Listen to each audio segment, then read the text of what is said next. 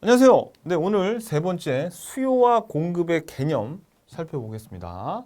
자, 요거는 제가 그 이론 시간에도 충분히 자세히 설명 들었으니까 바로 문제 풀자고요. 일단 유량의 경제 변수 몇 개인가? 자, 우리 경제학에서 나오는 수를 크게 두 개로 구별하죠. 유량하고 저량 있는데 여기에서 일정 기간 동안의 수가 유량이죠. 그래가지고 요 유량하고 저량하고 우리 저량은 대차 대조표, 옛날엔 대차 대조표라고 하는데 여러분들 회계 배우니까 재무 상태표에 있는 자본, 자산, 부채 계정 있죠. 얘네들이 저량에 들어간다 그랬어요. 그럼 손익계산에 있는 매출액이라던가 그 다음에 비용, 수익 뭐 이런 것들은 유량에 들어갑니다. 그래서 지금 경제 변수, 유량의 경제 변수 몇 개냐고 봤는데 국민소득 GDP 기억나시죠? 요거 보통 기준이 1년 기준 아닙니까? 그죠? 1년 동안 한 나라 안에서 만들어진 재화 서비스의 시장 가치의 합이죠. 그러니까 요것도 유량이고 임대료니까 요거 기준이 거의 한 달이나 1년 아닙니까? 그죠? 오케이. 그 다음에 자산, 자본 얘네들 뭐예요? 얘네들은 저량이네. 재무상태표에 있는 애들이죠. 그죠? 근로자의 임금도 월이나 연 기준이고 이자도 요것도 연 기준 아닙니까? 그러니까 유량 변수는 하나, 둘, 셋, 네 개. 저량이 두 개예요. 근데 유량 물어보니까 네 개니까 답이 4번입니다. 오케이. 답은 4번. 자, 그 다음에 동일한 효용을 갖는 8명으로 구성된 시장의 개개인의 수요 함수가 요것일 때 수요 함수가 이렇게 생겼대요. 요때 시장 수요 곡선은 얼마인가? 요게 8명이죠. 그러면 이 시장에는 8명으로 구성돼 있어요. 총 인원이 8명이에요. 근데 이 사람들의 효용 함수가 똑같대, 이거랑. 그러면 요게 개별 수요 함수죠. 개별 수요 함수니까 요때 시장 수요 함수 구해야 돼. 그러면 시장 수요 함수는 개별 수요 함수에 뭐라 그랬어요? 수평합이라 그랬죠. 수평합. 수평합이면은 요거를 뭐로 정리해야 되면 Q로 정리해야 됩니다. 이 식을 수평으로 더하려면 요 식을 Q로 정리해야 돼. 그러면 볼게요. 그럼 어떻게 정리하느냐?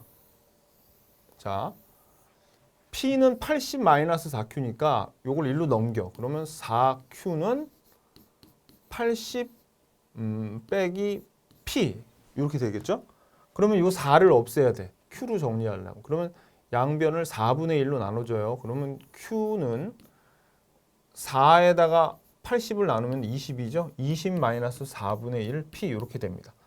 그러면 어떻게 돼요? 요게 시장 수요 함수가 되려면 요거를 양변에다가 양변이 아니라 여기에다가 뭘 곱해줘야 돼? 8명이라 했잖아. 8명. 그러니까 곱하기 8을 해줘야지. 그러면 이게 2, 8, 16이니까 160 마이너스 2P가 되는 거죠. 그래서 시장 수요 곡선은 요게 되는 겁니다. 요거. 근데 여러분들이 좀 주의하셔야 돼요. 만약에 요런 게 시험 지문에 나왔을 때는 이런 식으로 안 나오고 요거를 다시 사악하게 어떻게 출제위원들이 바꾸냐면 요거를 또 P로 정리하는 거야. 그래서 이거를 P로 정리하면 어떻게 되냐면 P는 80-2분의 1 Q가 나오는 거거든. 그러니까 이거 두 개는 똑같아요. 요런 거 조심하셔야 돼. 아셨죠? 이게 우리가 오지선다기 때문에 요 놈이 없고 요 놈이 있을 가능성이 더 커요. 오케이. 그래서 요거 시장 수요 함수 구하는 거 됐고요. 그 다음에 11페이지 3번.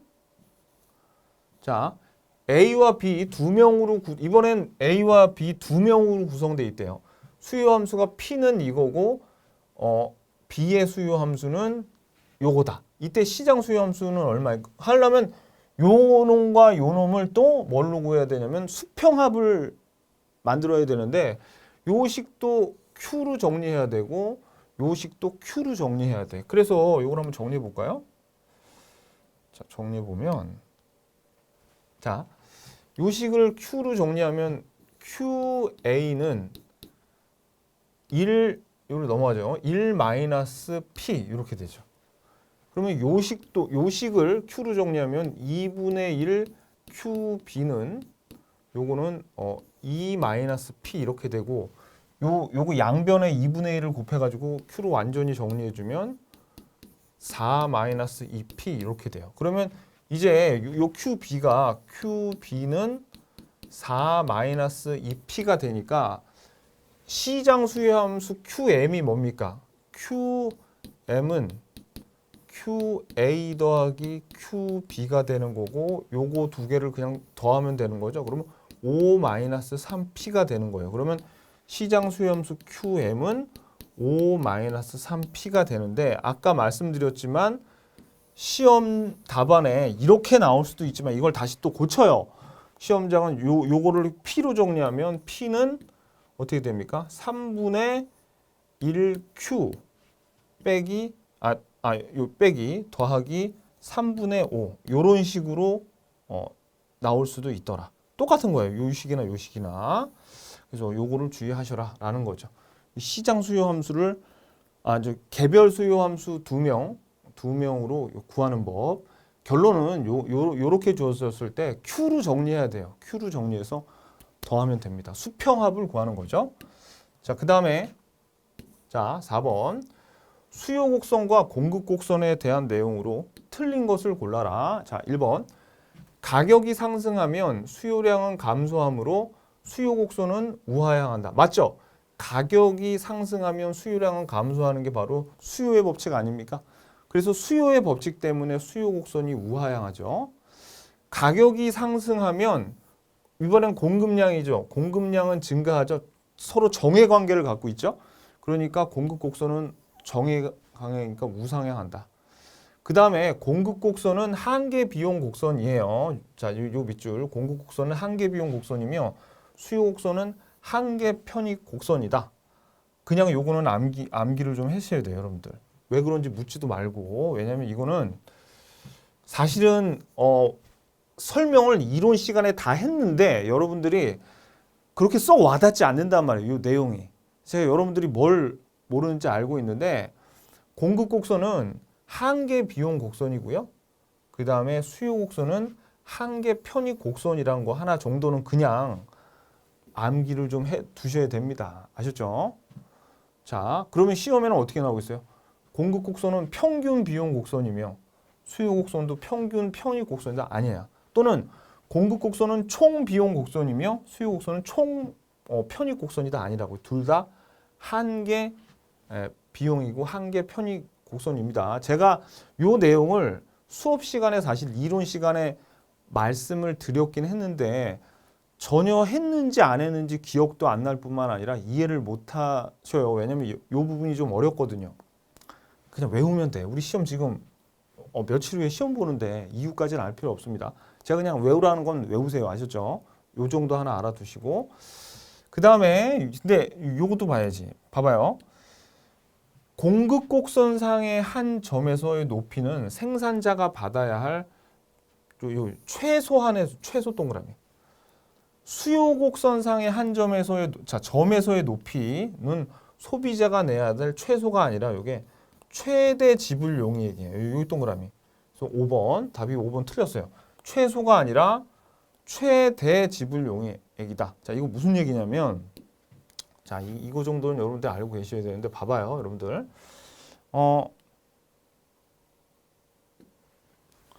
수요 곡선이 이렇게 생겼죠. 이렇게 생겼어. 그러면 제가 아까 말씀드렸듯이 뭐라 그랬냐면 요 높이 있죠. 요 높이. 요 높이. 요게 뭐냐면 요 높이가 한계 효용이에요. 한계 효용.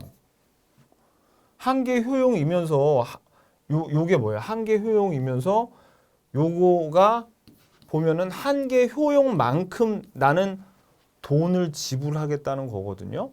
그래서 자, 이거 다시 그냥 내가 넘어갈라 그랬는데 여기까지만 좀 설명을 드릴게요. 봐봐요. 이게 사실 그냥 넘어가려니까 마음이 안 좋아. 자, 좀 지금 제가 이제 요 2, 3, 4, 5번을 한번 좀 설명을 드릴게요. 봐봐요, 여러분들. 이거 제가 그때 어떤 설명을 드렸었냐면 이론 설명을 다시 한번 하는 겁니다. 제가 여러분들이 진짜 목말라 죽겠어요. 목말라 죽겠어. 농구를 한 5게임 하고 나서 떼약볕에서 그래서도 콜라의 가격이 있고 여기 수량이 있는데 콜라를 한 병에 대한 여러분들의 생각은 지금 어떠냐면 야 내가 지금 목이 너무너무 목마른데 콜라 한 병은 내가 돈 5천 원 내고라도 한 병 사 먹을 수 있겠다 그런 생각하고 있단 말이에요. 근데 5천 원이 넘어가면은 꾹 참았다 그냥 집에 가서 먹는 게 나아. 아무리 인간적으로 콜라 한 병이 5천 원을 넘을 수는 없는 거예요. 하지만 지금은 5천 원까지는 줄 수 있어. 그러면 이 한 병에 대해서 여러분들이 느끼고 있는 요 효용은 얼마냐면 1,000원이야. 1,000원. 1,000원이죠. 1,000원이에요. 자, 근데 이렇게 한 병을 시장 가서 얼마예요? 아, 이거 5,000원이죠. 5,000원. 시장 가서 얼마예요? 물어봤더니 웬걸 5,000원이 아니라 1,000원이래. 1,000원. 그럼 시장 가격은 얼마야? 시장 가격은 1,000원이죠. 그래가지고 여러분들은 5,000원 주고도 사 먹고 싶었는데 시장 가면 1,000원에 사 먹을 수 있으니까 얼마의 잉여가 생긴다 그랬어요? 4,000원의 잉여가 생긴다고 이거 배웠던 거 기억나죠? 근데 한 병을 마시고 나면 이제는 갈증이 어느 정도 해소가 됐으니까 내가 한 3,000원에 한 병 더 마시려면 3,000원에는 마실 수 있을 것 같아. 더는 못 주고. 그러면 봐봐요. 요 3,000원까지 먹었으면 소비자 잉여가 2병째 마셨으면 3,000원의 효용을 느끼는데 1,000원만 내고 사 먹으면 되죠. 그러니까 이때는 얼마의 잉여가 생긴 거야? 2,000원의 잉여가 생긴 거죠. 자, 그러면 이제 우리가 잉여 말고 요 높이에 대해서 한번 생각해 보죠. 요 높이는 봐봐요. 일단 아까 뭐라 그랬냐면 5,000원까지는 사 먹겠는데 인간적으로 5,000원 이상은 안 된다 그랬죠. 그러면 여기에서 지불 용의는 내가 최대한 지불해야 될 최소가 아니라 최대 지불 용의액이란 말이에요. 이걸 넘어가면 안 돼. 그러니까 5,000원까지는 되는데 그 이상은 안 되니까 최대 지불 용의액이고, 그죠? 그 다음에 우리가 여기에서부터 요 높이를 있잖아요. 요거를 뭐라 그러냐면 방금 전에 제가 효용이라 그랬는데 한 병을 사 먹을 때는 5,000원이었는데 한 병 더 소비할 때는 3,000원이었지. 그러면 여러분들 봐봐요. 우리 한 개의 정의가 한 병 더 생산할 때, 한 병 더 소비할 때, 한 명의 노동자를 더 투입할 때, 하나의 단위를 뭔가 더 할 때 붙이는 이름이 한 개 아닙니까? 그러니까 여기에 있는 효용은 그냥 효용이 아니라 사실은 뭐예요? 한 개 효용이라는 얘기예요. 그러면 우리가 여기에 있는 한 개 효용을 이렇게 있다 보면은 한 병 더 먹을수록 효용은 점점 떨어지죠. 그러다 보면 우하향하는 직선이 생긴단 말이에요. 이게 바로 뭐냐? 수요 곡선의 정체가 바로 이거란 얘기예요. 우리가 근데 한 개 효용은 돈으로 환산을 할 수가 없지만 한 개 효용만큼 가격을 내고 지불을 하죠. 이거를 한 개 효용을 가격으로, 그러니까 효용을 가격으로 환산한 걸 우리가 편익이라고 그래요. 편익. 그러니까 편익이나 효용이랑 같은 말인데 다만 편익은 효용을 가격을 내고 돈을 주고 사 먹으니까 돈으로 환산한 거랑 똑같아. 그러면 결국 봐봐요. 이 수요 곡선은 한 개 뭐라는 얘기예요?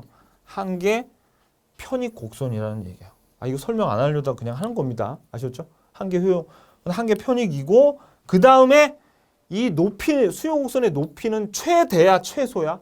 최대 지불 용액이다. 이걸 알아야 돼.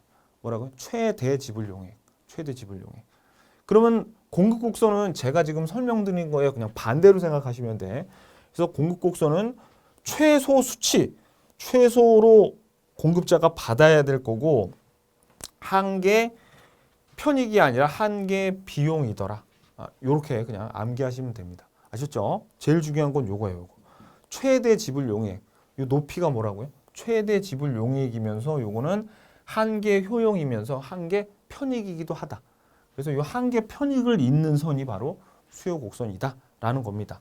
오케이, 됐어요. 자, 그러면 우리가 여기 지금 수요와 공급의 개념에서는 일단 제일 중요한 게 유량과 저량의 개념이고요. 그 다음에 개별 수요 곡선은 수평합이란 거, 그죠? 그리고 수요 곡선의 정체는 한계 효용 또는 한계 편익에 있는 그런 선이고, 높이는 뭘 의미한다? 최대 지불 용액을 의미한다. 끝. 이 정도만 아시면 됩니다. 수고하셨습니다. 안녕히 계십시오.